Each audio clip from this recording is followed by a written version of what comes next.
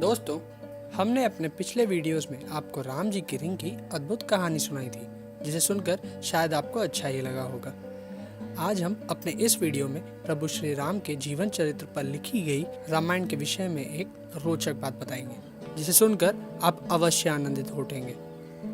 वैसे तो प्रभु श्री राम के जीवन चरित्र पर अनेकों रामायण लिखी गई हैं, जिनमें प्रमुख हैं वाल्मीकि रामायण, कबंध रामायण, अद्भुत रामायण, आनंद रामायण तथा श्री रामचरितमानस आदि। और दोस्तों, आप सभी इस बात को भी जानते होंगे कि इनमें से सबसे पहली रामायण की रचना महर्षि वाल्मीकि जी द्वारा ही की गई थी। परंतु एक कथा के अनुसार महर्षि वाल्मीकि जी द्वारा रचित वाल्मीकि रामायण पहली नहीं, दूसरी रामायण थी।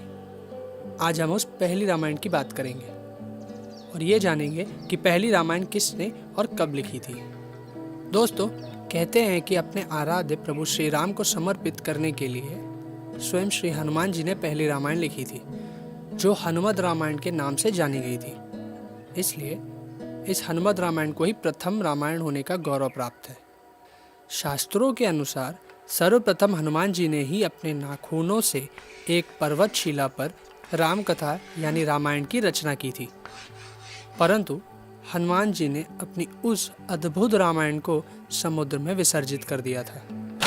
हनुमान जी ने ऐसा क्यों किया था, आइए जानते हैं इस बारे में। दोस्तों, कथा के अनुसार ये घटना उस समय की है जब भगवान श्री राम रावण का वध करने के बाद अयोध्या वापस जाकर राज करने लगते हैं और हनुमान जी तपस्या करने के लिए हिमालय पर चले जाते हैं। हिमालय पर अपनी तपस्या के दौरान एक शिला पर अपने नाखून से रामायण की कथा लिखते रहते थे। इस तरह उन्होंने प्रभु श्री राम की संपूर्ण महिमा का उल्लेख करते हुए हनुमत रामायण की रचना की थी। कुछ समय बाद महर्षि वाल्मीकि ने भी वाल्मीकि रामायण की रचना की। रामायण लिखने के बाद महर्षि वाल्मीकि के मन में इच्छा उत्पन्न हुई कि इस रामायण को भगवान शंकर जी को समर्पित कर दी जाए। इसलिए वो अपनी रामायण को लेकर भगवान शिव के धाम कैलाश पर्वत पहुंच गए। वहां पर महर्षि वाल्मीकि ने भगवान शिव के साथ हनुमान जी और उनके द्वारा लिखी हनुमत रामायण को देखा तो वह बहुत ही निराश हो गए। महर्षि वाल्मीकि को निराश देखकर हनुमान जी ने उनसे उनकी निराशा का कारण पूछा तो महर्षि वाल्मीकि बोले कि उन्होंने बड़े ही कठिन परिश्रम से रामायण की रचना की है, परंतु आपके द्वारा रचित रामायण के समक्ष मेरी रामायण उपेक्षित हो जाएगी, क्योंकि आपने जो लिखा है उसके समक्ष मेरी रामायण तो कुछ भी नहीं है। राम भक्त हनुमान जी से महर्षि वाल्मीकि जी की निराशा देखी नहीं गई। अतः उन्होंने अपनी उस शिला जिस पर हनुमत रामायण अंकित थे उसे अपने एक कंधे पर उठाया और दूसरे कंधे पर महर्षि वाल्मीकि जी को बिठाकर समुद्र के पास गए और अपनी हनुमत रामायण को भगवान श्री राम का नाम लेकर समुद्र में विसर्जित कर दिया। हनुमान जी द्वारा अपनी हनुमत रामायण को समुद्र में फेंक दिए जाने के बाद महर्षि वाल्मीकि जी उनसे बोले कि हे राम भक्त श्री हनुमान, आप धन्य हैं, आप जैसा कोई दूसरा ज्ञानी और दयावान नहीं। हे केसरी नंदन, आपकी महिमा का गुणगान करने के लिए मुझे एक जन्म और लेना होगा और मैं आपको यह वचन देता हूँ कि कलयुग में मैं एक और रामायण लिखने के लिए जन्म लूँगा। तब मैं अपनी यह रामायण आम लोगों की भाषा में लिखूँगा।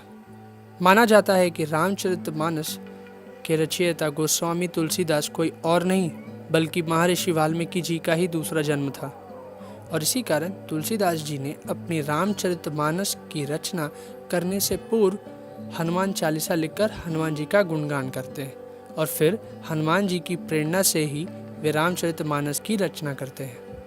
कहा जाता है कि महाकवि कालिदास के समय में एक शिला को समुद्र के किनारे पाया गया था जिस पर किसी लिपि में कुछ लिखा था। उस शिला को एक सार्वजनिक स्थल पर टांग दिया गया था ताकि विद्यार्थी उस गूढ़ लिपि को पढ़कर उसका अर्थ निकाल सके।